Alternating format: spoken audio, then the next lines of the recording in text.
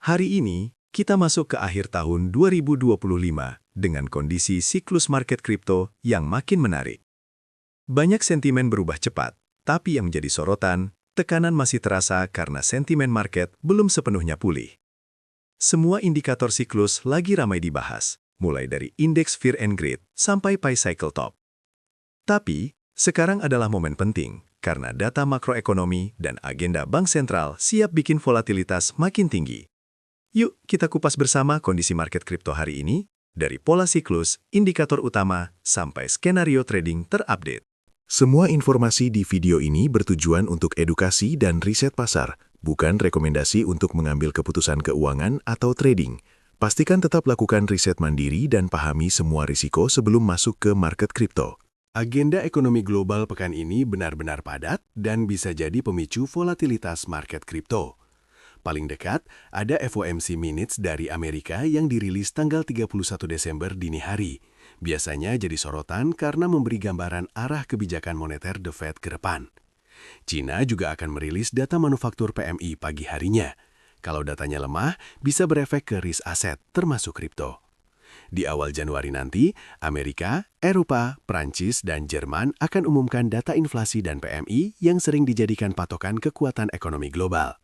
Kalau datanya positif atau negatif ekstrim, biasanya Bitcoin dan altcoin langsung kena imbas. Sementara itu, market tetap waspada jelang transisi tahun baru. Inflasi Amerika untuk bulan November rilis di angka 2,7% secara tahunan, di bawah ekspektasi yang diprediksi ekonom Dow Jones. Ini lebih rendah dari proyeksi 3,1% dan juga dari angka inflasi inti yang hanya naik 2,6%. Data ini keluar setelah sempat ada delay akibat shutdown pemerintahan yang ganggu pengumpulan data Oktober. Efeknya, ada harapan The Fed bakal lebih longgar soal suku bunga tahun depan. Buat kripto, inflasi yang mulai mendingin biasanya bikin pasar lebih optimis, terutama investor yang menilai Bitcoin sebagai aset lindung nilai saat inflasi tinggi. Kalau The Fed benar-benar longgar dan suku bunga turun, momentumnya bisa makin positif untuk kripto. Dari sisi data tenaga kerja, jumlah pekerja bertambah 64.000 di bulan November setelah sempat anjlok 105.000 di bulan Oktober. Meski begitu, tingkat pengangguran justru naik ke 4,6%, paling tinggi sejak 2021. Sektor kesehatan jadi penyumbang kenaikan terbesar, tapi secara keseluruhan, pasar kerja masih rapuh. Data seperti ini bikin proyeksi kondisi ekonomi Amerika ke depan makin mixed, dan market kripto biasanya kena sentimen kalau resiko resesi atau perlambatan ekonomi membesar.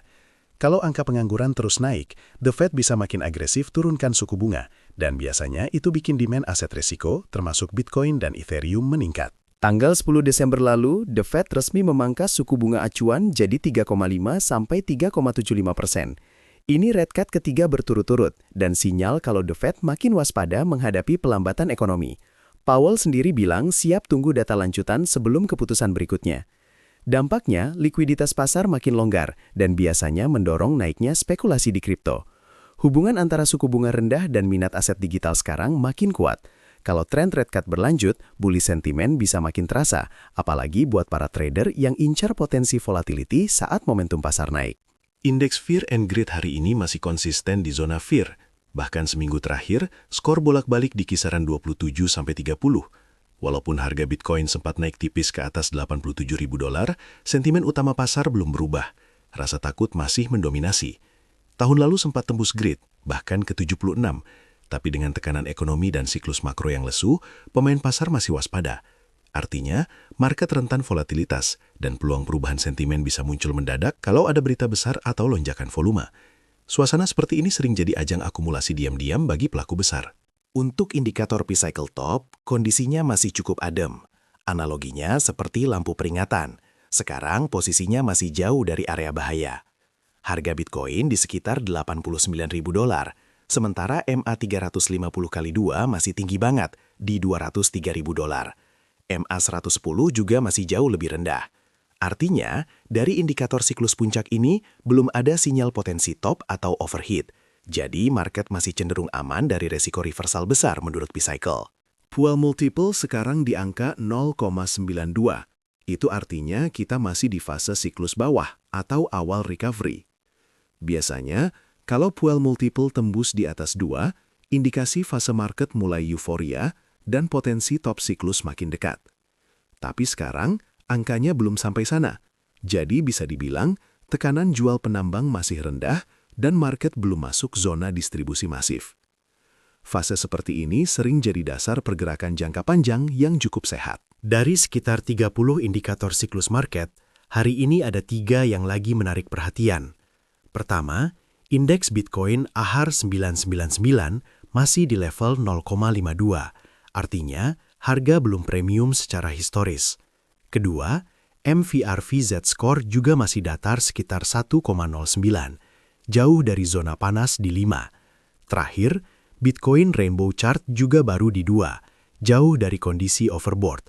Jadi, dari sisi indikator siklus, semua masih menunjukkan perjalanan bull market belum terlalu panas, dan potensi akselerasi baru di depan. Fokus ke Bitcoin USDT, harga terakhir bergerak di area $87.264, masih di bawah VWAP dan tepat di sekitar Middle Bollinger Band, menandakan konsolidasi. Area support kunci ada di 86.700. Ini batas bawah yang cukup sering diuji coba minggu ini. Skenario utama, kalau harga mampu bertahan di atas area support ini dan break ke atas middle BB di 88.022, potensi pergerakan lanjut ke 89.000 hingga 90.233 cukup terbuka. Tapi, kalau tekanan jual makin kuat dan tembus di bawah 86.700, market bisa lanjut melemah ke bawah swing low terakhir. Skenario alternatifnya, volatilitas bisa meningkat mendekati rilis data ekonomi AS, jadi tetap waspadai area volume tinggi sebelum ambil keputusan. Ethereum USDT saat ini berada di kisaran $2.937, bergerak di bawah Middle Bollinger Band pada time frame 4 jam, dan masih di atas lower band di 2.804. Tekanan jual beberapa hari terakhir mulai reda, terlihat dari candle rejection di level 2.930. Skenario utama, kalau ETH bisa tembus 2.995 sebagai resistance terdekat, kemungkinan lanjut naik ke 3.026 sampai 3.056. Tapi kalau gagal bertahan dan turun di bawah 2.803, tekanan baru mungkin muncul, menguji support bawah. Skenario alternatifnya, market bisa sideways dulu menunggu momentum dan data makro baru. BNB USDT saat ini ditradingkan dekat $853 setelah konsolidasi di area tengah Bollinger Band. Area support terdekat ada di $846 sampai $850. Ini menjadi pondasi untuk skenario bounce atau support andalan. Kalau harga mampu bertahan di atas support dan bullish momentum kembali muncul, target upside berikutnya ada di 860, 870, sampai ke area 892. Skenario utama, struktur harga mendukung potensi bounce jangka pendek, tapi kalau area support tembus, potensi penurunan lanjutan bakal semakin kuat dan market bisa revisi tren. Selalu perhatikan volatilitas dan gunakan risk management ketat, apalagi kalau volume mulai naik. Solana USDT lagi bergerak di seputar $123. Ini posisi di dekat lower Bollinger Band untuk time frame 4 jam. Harga bergerak bawah daily middle band, biasanya menandakan potensi mean reversion. Signal RSI juga netral cenderung oversold, mendukung peluang bounce. Support utama ada di 123 dan 120. Jadi kalau harga gagal hold di level ini bisa lanjut ke bawah swing low. Skenario utama, rebound ke 126,45 sampai 130 jadi area resisten yang harus diwaspadai. Tapi kalau market lemah dan support ditembus, risiko penurunan lebih dalam terbuka. Perhatikan volume dan reaksi harga menjelang data makro pekan depan. XRP USDT kini di harga 0,1229, berada di zona lower Bollinger Band daily dan well below VWAP. Kondisi RSI oversold baik di time frame 4 jam maupun daily. Ini jadi tanda tekanan jual mulai mereda atau bahkan potensi reversal. Support kuat di area 0,12478 dan 0,12871. Skenario utama, kalau harga berhasil break ke atas 0,1248, peluang lanjut ke atas 0,1275 dan 339 cukup besar. Namun kalau tekanan jual kembali muncul dan support bawah ditembus, market bisa lanjut downtrend. Peluang reversal biasanya makin besar saat sentimen pasar fear tinggi seperti sekarang. Doge USDT sekarang bergerak di sekitar 1,8516 dekat lower Bollinger Band 4 jam dan masih di bawah VWAP. RSI 14 masih di bawah 40, menunjukkan tekanan jual. Namun candle-candle terakhir mulai ada rejection dan muncul pola pin bar bullish. Skenario utama, support kuat di 1,825 dan selama area ini bertahan, peluang bounce ke 1,8837 sampai 1,9171 tetap terbuka. Jika naik konsisten di atas dua resisten awal itu, potensi lanjut ke resisten berikutnya makin lebar. Sebaliknya, kalau gagal bertahan dan tembus support bawah, fase koreksi bisa berlanjut.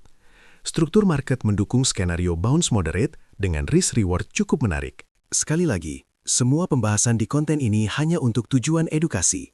Risiko dan keputusan tetap ada di tangan masing-masing. Semoga analisa hari ini bisa jadi bekal insight dan pertimbangan di market kripto. Sampai ketemu lagi di update berikutnya.